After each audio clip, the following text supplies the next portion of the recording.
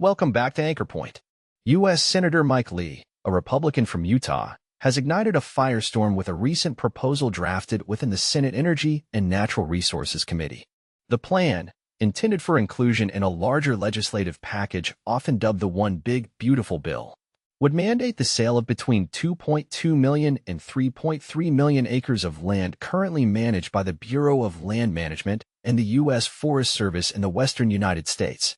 Senator Lee frames this proposal as a solution to the nation's housing crisis, arguing that selling off selected federal lands, specifically excluding national parks, national monuments, and designated wilderness areas, could free up ground for affordable housing development. He has defended himself by blaming backlash on what he calls falsehoods being circulated by the left. However, this idea has quickly proven deeply unpopular, creating a rare moment of unity against a Republican proposal from both the left and the right. People across the political spectrum are hoping Senator Lee makes like a tree and leaves these national forests and other federally owned lands alone. Critics have expressed significant skepticism that the bill would do much to mitigate the housing crisis, contending that it would primarily result in the public being barred from land they currently enjoy. Senator Martin Heinrich of New Mexico, the Energy Committee's ranking Democrat, stated he doesn't believe the plan would even yield substantial housing. But what he knows would happen is people would lose access to places they know and care about and that drive Western economies. Meanwhile, Republican opposition is notable.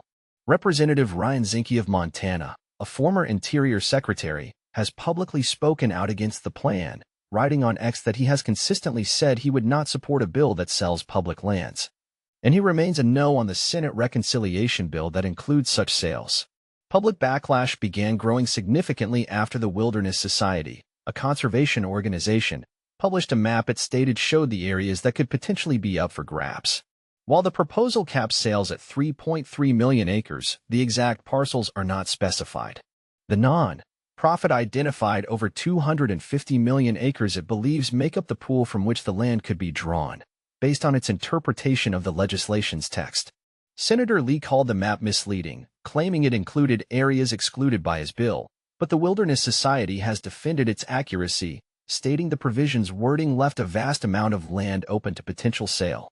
The proposal has drawn condemnation from a wide range of groups, including lawmakers, environmental organizations, and outdoor enthusiasts from across the political spectrum.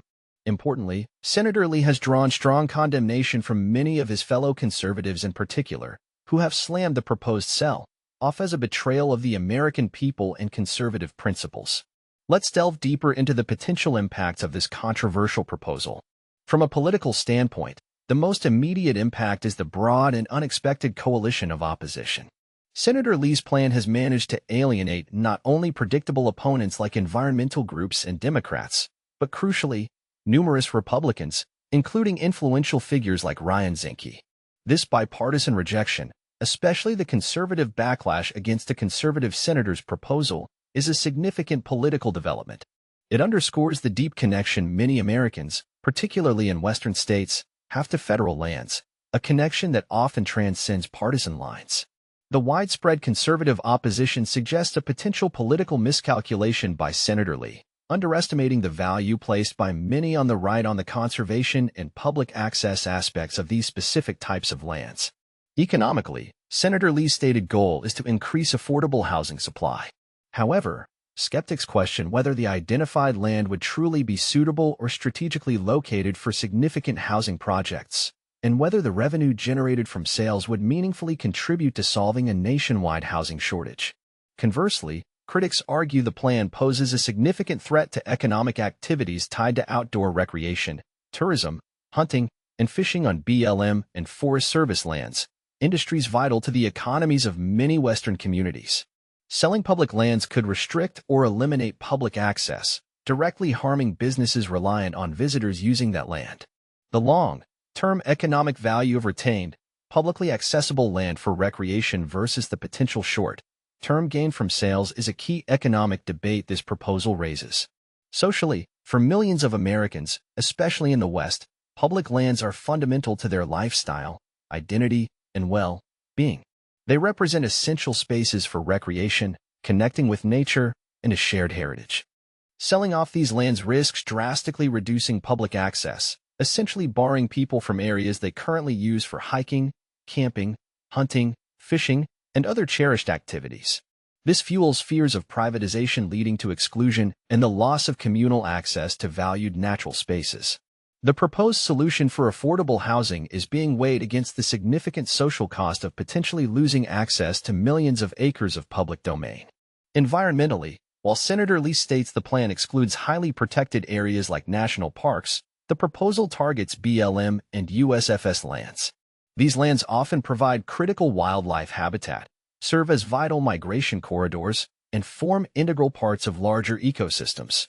Shifting management from federal agencies, which operate under mandates that include conservation even if balanced with other uses, to private ownership could lead to land use changes potentially detrimental to local environments.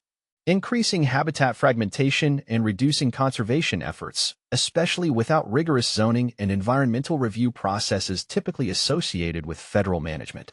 The controversy surrounding the Wilderness Society's map, which suggests a vast pool of potentially eligible land, further heightens environmental concerns about the potential scale of the impact, even if the final sale limit is smaller.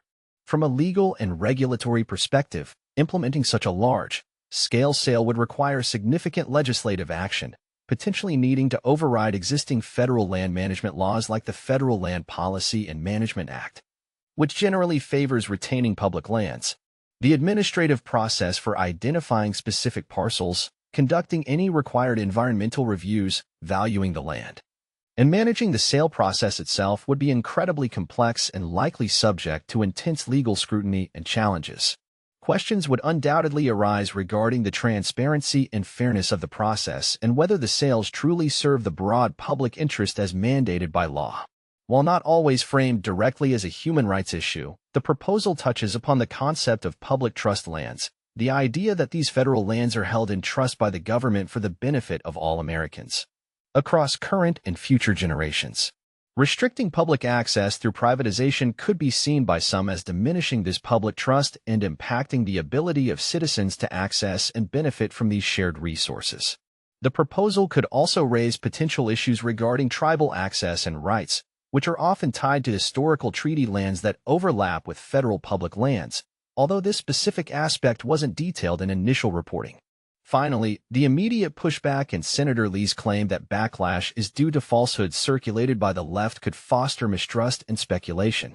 The dispute over the Wilderness Society map, whether it accurately reflects the potential pool of land based on the bill's text versus a misleading representation of the actual land to be sold, highlights a breakdown in trust and opens the door for theories about hidden agendas, specific beneficiaries of the land sales, or intentional deception about the proposal's true scope and impact.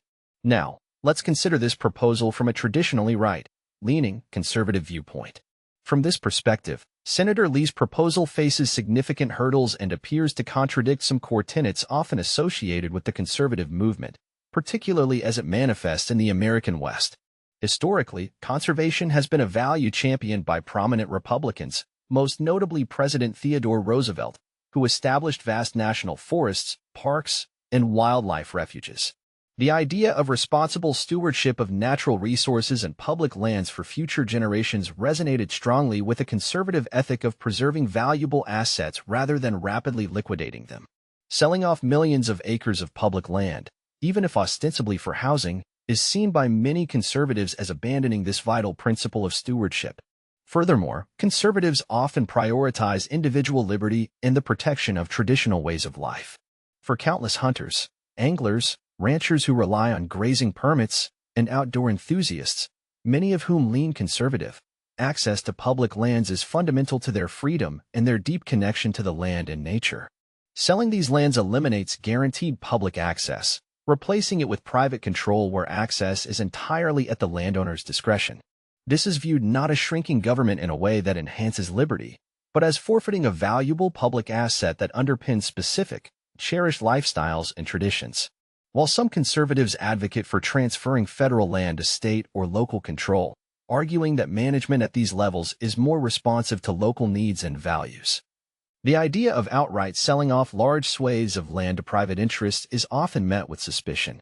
There are genuine concerns within conservative circles about potential cronyism, whether the sales process would truly be open and fair, and if the land would simply end up consolidated in the hands of wealthy developers or corporations, rather than genuinely contributing to widespread affordable housing. The fiscal argument for selling a long-term, enduring asset like public land for what could be uncertain short-term financial gain is also questioned from a perspective of prudent financial management. Many conservatives are inherently skeptical of large-scale federal plans that promise seemingly utopian outcomes, like solving the housing crisis overnight through government mandates. They often question whether selling federal land is truly the most efficient, effective, or appropriate way to achieve this complex goal, often preferring market-based solutions or reforms to local zoning laws, which they see as the true barriers to housing affordability. The significant risk, from this perspective, is that the land is sold, public access is lost forever, but the fundamental housing problem remains largely unsolved. In essence, while Senator Lee may sincerely believe his plan aligns with the conservative goal of reducing the federal footprint, many conservatives see it as a poorly conceived proposal that liquidates a crucial public asset, directly undermines the historical conservative value of conservation and responsible stewardship, threatens cherished traditional land uses vital to many conservative constituents, and offers a highly uncertain solution to the complex problem of affordable housing. The bipartisan conservative backlash is not just political maneuvering. It reflects a genuine disconnect between the proposal and deeply held values about land, liberty, and responsible governance among a significant portion of the right. It serves as a powerful reminder that for many conservatives, particularly in the American West, the phrase public land holds a value that transcends abstract arguments about the size or reach of federal ownership.